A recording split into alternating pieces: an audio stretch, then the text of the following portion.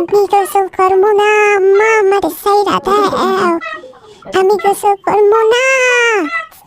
মা please please আম্মা আমার কথাটা শোনো, আমি তো বাইরে যাই না, আমি তো সারাদিন বাসায় থাকি, তেলে কিনলে আমার গোসল করাইতে বা মা, আমার গোসল না করে কি হয়েছে কও তো, আমার এখানে কি কোনো ময়লা আছে কি আছে কও, কিনলে আমার গোসল করাইবা মা, আমার গোসল করাও না মা, মা প্লিজ আমি তোমার কাছে রিকোয়েস্ট করছি আম্মা আমার গোসল করাও না, আম্মা আমার গোসল করাও না আম্মা।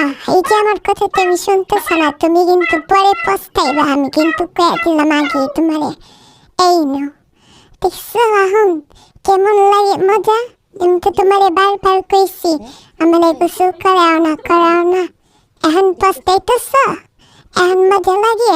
ভালো হয়েছে, আমার কথা না শুনলে এরকমই হইব, এরপর আরো বেশি করে খামছি তোমারে।